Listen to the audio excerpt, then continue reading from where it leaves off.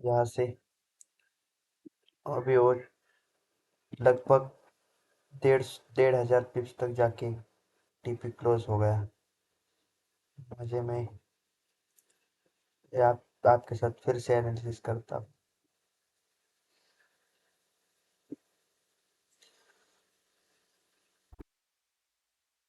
Daily तो फुल bullish आहे और मी इथून बाईंग बघत आहे।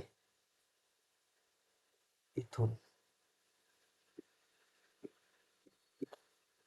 ये जसं खाली आलं तसं बाय करायचं कन्फर्मेशन घेऊन आणि मग 4600 टार्गेट ठेवायचं डेलीच्या ह्याच्यावरती। ठीक आहे, डन। 4 आवर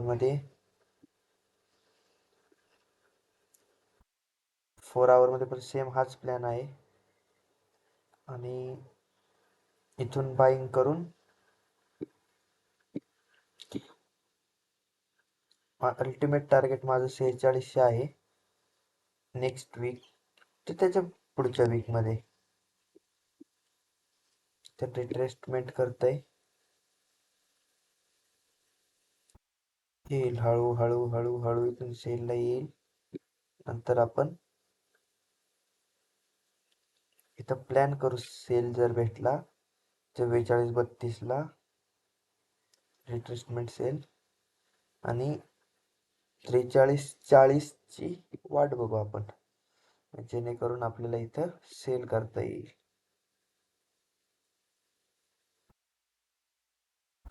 40ची ठीक आहे।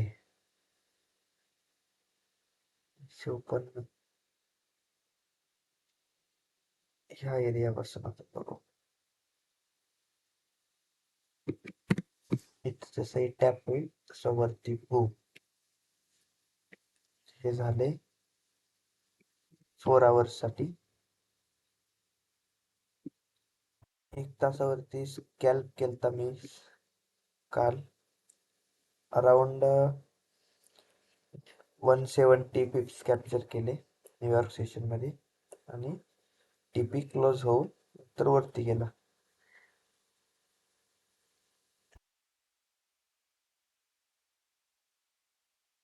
ह्या एरियापासून एक सेलिंग भेटू शकते आपल्याला न्यूयॉर्क सेशनमध्ये, पण मी ॲग्रेसिव्ह नाही सेल करणार कारण की मार्केट बुलिश आहे। बुलिश मार्केटमध्ये आपण सध्याला तरी बुलिश ट्रेड फाइंड आउट करू शकतो, पण मला जरी कन्फर्मेशन भेटली थोडं अजून खाली येऊन इथं लिक्विडिटी स्वीप करून वरती गेलं तर मी डेफिनेटली बाय करणार टुडेज हायसाठी। जो या वीकचा हाय आहे तिथे मी बाय करायला प्रयत्न करेल, पण तसं जर नाही झालं तर मी ॲग्रेसिव्हली 4 आवर्सच्या झोनमधून आपण बाईंग करणार।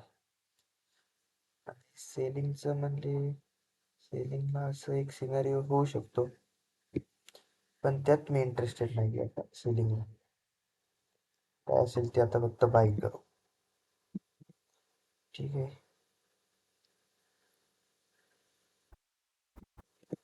आणि 15 मिनिट आपलं सांगतोय 15 मिनिट तर दणदणीत सेलिंगच सांगतोय।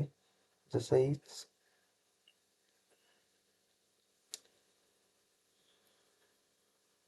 असंच कंसोलिडेट करून असं इथे येऊन जर रिजेक्शन भेटलं तर मी शॉर्ट मारेल परत 41-15साठी 44-15साठी। थोडक्यात असं एक स्कॅल्प मारेल मी। तर माझं ट्रेड हा माझा एल आणि 1:2 साठी, आणि जर होल्ड केलं तरी मी 4 आवर्सच्या झोनसाठी करू शकतो होल्ड। अराउंड ते पण 1000 पिप्स आहेत। बघू आता कसं मार्केट मुवमेंट करते त्याच्यावरती। Have a good day, have a profitable day, bye.